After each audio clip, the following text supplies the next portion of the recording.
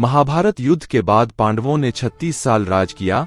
इधर धृतराष्ट्र और माता गांधारी भी अपने 100 पुत्रों को खोने के बाद उनको महल के ऐसो आराम राज नहीं आए और सब कुछ छोड़कर तपस्वी की भांति जंगल में चले गए। इसके बाद श्री कृष्णा भी पैर में तीर लगने का बहाना करके बैकुंठ चले गए। इसके बाद बलदाऊ समेत सारे यदुवंशियों का अंत हो गया। इससे दुखी युधिष्ठिर अपने भाइयों और द्रौपदी के साथ परलोक जाने का निश्चय करते हैं और इस तरह पांचों पांडव और द्रौपदी स्वर्ग पहुंचते हैं।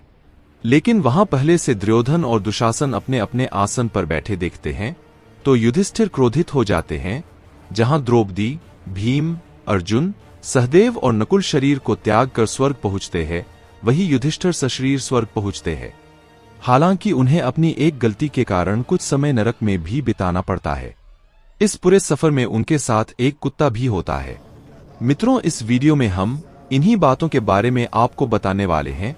पांडवों के साथ उस कुत्ते की कहानी क्या है और कौन था वह कुत्ता जो पांडवों के साथ स्वर्ग तक गया और दुर्योधन और दुशासन को पापी होते हुए भी स्वर्ग कैसे मिला। और हम आपको यह भी बताने वाले हैं कि युधिष्ठिर धर्मराज और सत्यवादी होते हुए भी कौन से पाप के कारण नरक का मुंह देखना पड़ा। आइए अब विस्तार पूर्वक जानते हैं। नमस्कार, भारत ज्ञान शो में एक बार फिर से आपका स्वागत है। मित्रों, अगर आपने अभी तक चैनल सब्सक्राइब नहीं किया है तो प्लीज सब्सक्राइब कर ले और बेल को बजाकर जो को प्रेस करना बिल्कुल ना भूले, क्योंकि इस चैनल पर इतिहास और आस्था से जुड़े एक से बढ़कर एक वीडियो आपको देखने को मिलेंगे। तो आइए आगे बढ़ते हैं। नगर के बाहर निकलते ही जब द्वारिका समुद्र में डूब गई तो यह दृश्य देखकर सभी को आश्चर्य हुआ। अर्जुन यदुवंश की स्त्रियों व द्वारकावासियों को लेकर तेजी से हस्तिनापुर की ओर चलने लगे। रास्ते में पंचनद देश में रात हो जाने की वजह से अर्जुन ने पड़ाव डाला। वहां रहने वाले लुटेरों ने जब देखा कि अर्जुन अकेले ही इतने बड़े जनसमुदाय को लेकर जा रहे हैं तो धन के लालच में आकर उन्होंने उन पर हमला कर दिया। अर्जुन ने लुटेरों को चेतावनी दी, लेकिन फिर भी वे नहीं माने और लूटपाट करने लगे। तब अर्जुन ने अपने दिव्य अस्त्र शस्त्रों का स्मरण किया, लेकिन उनकी स्मरण शक्ति लुप्त हो गई। अर्जुन ने देखा कि कुछ ही देर में उनकी तरकश के सभी बाण भी समाप्त हो गए। तब अर्जुन बिना शस्त्र से ही लुटेरों से युद्ध करने लगे, लेकिन देखते ही देखते लुटेरे बहुत सा धन और स्त्रियों को लेकर भाग गए। अस्त्रों का ज्ञान लुप्त हो गया, धनुष पर काबू नहीं चलता था, अक्षय बाण भी समाप्त हो गए। यह देखकर अर्जुन को बहुत दुख हुआ। जैसे तैसे अर्जुन यदुवंश की बची हुई स्त्रियों व बच्चों को लेकर कुरुक्षेत्र पहुंचे।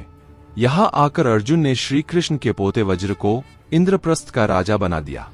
रुक्मिणी, शैब्या, हेमवती तथा जामवंती आदि रानियां ने अग्नि में प्रवेश कर अपनी देहात त्याग दी, शेष वन में तपस्या के लिए चली गईं। बूढ़ों, बालकों व अन्य स्त्रियों को अर्जुन ने इंद्रप्रस्थ में रहने के लिए कहा। वज्र को इंद्रप्रस्थ का राजा बनाने के बाद अर्जुन महर्षि वेदव्यास के आश्रम पहुंचे।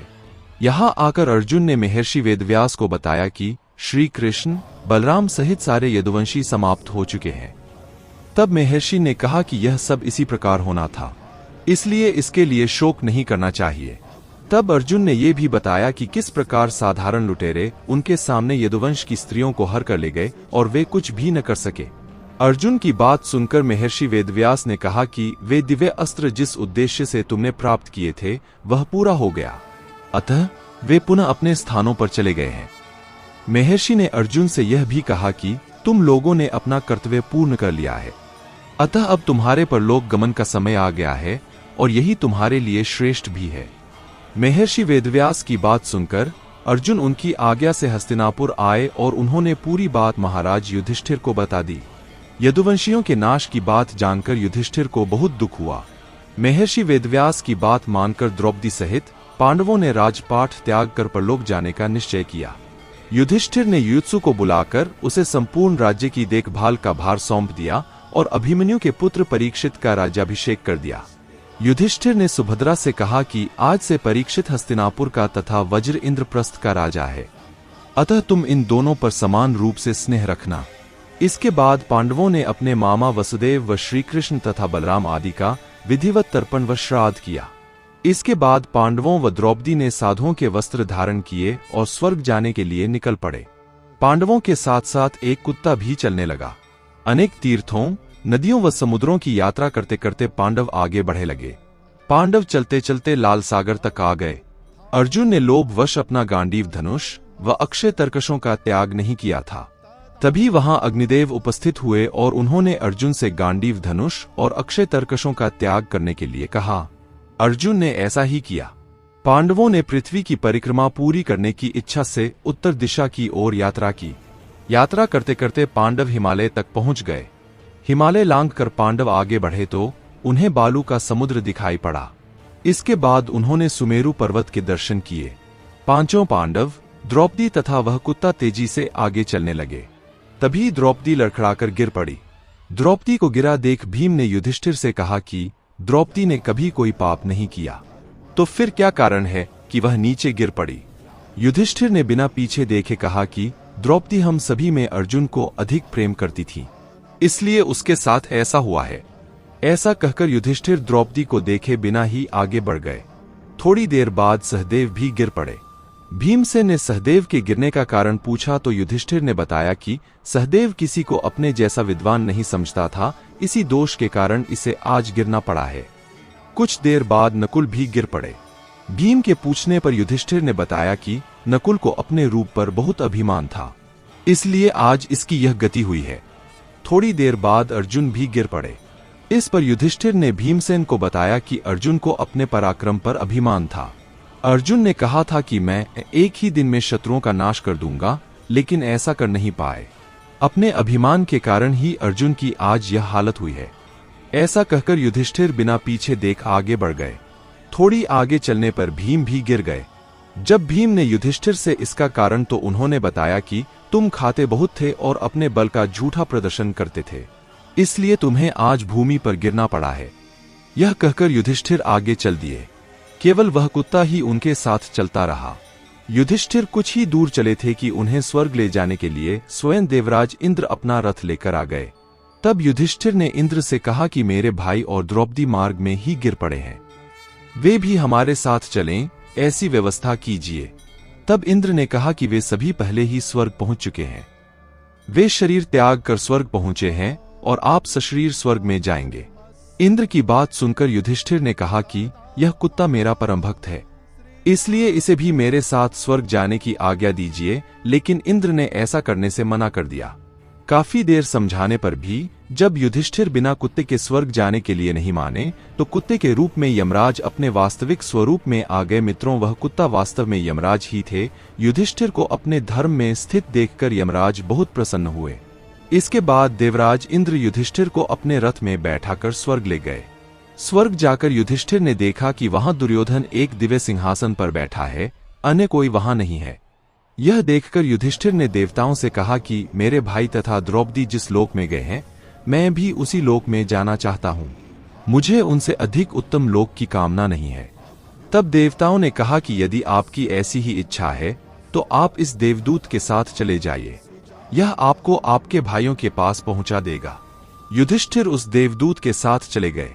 देवदूत युधिष्ठिर को ऐसे मार्ग पर ले गया जो बहुत खराब था।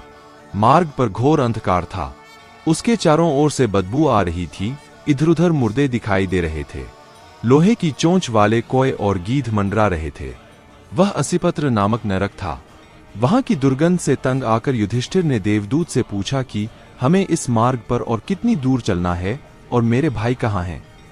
युधिष्ठिर की बात सुनकर देवदूत बोला कि देवताओं ने कहा था कि जब आप थक जाएं तो आपको लौटा लाओ, यदि आप थक गए हों तो हम पुनः लौट चलते हैं।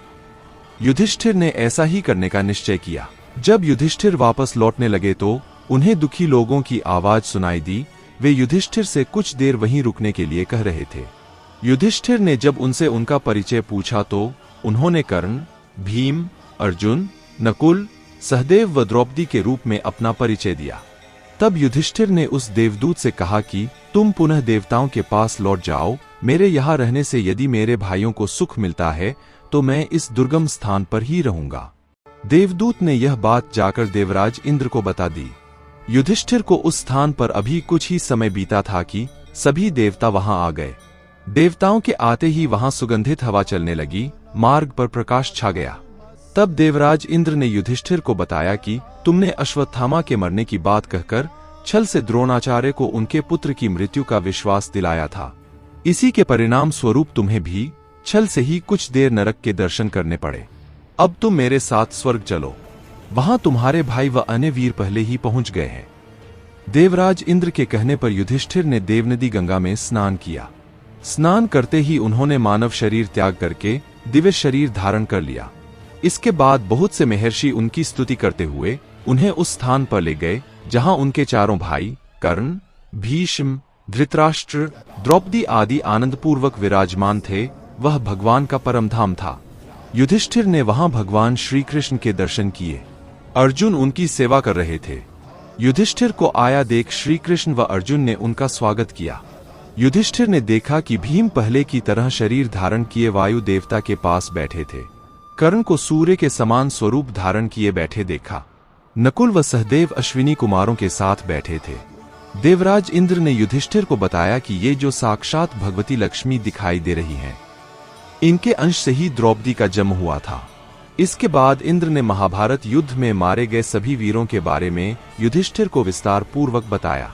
इस प्रकार युधिष्ठिर अपने भाइयों व अन्य संबंधियों को वहां देखकर बहुत प्रसन्न हुए। मित्रों, यह कथा आपको कैसी लगी एक कमेंट करके जरूर बताइए, और अगर यह जानकारी आपको अच्छी लगी तो वीडियो लाइक जरूर करें और कमेंट में जय श्री कृष्ण अवश्य लिखें। Thank you for watching my video. जय हिंद, वंदे मातरम।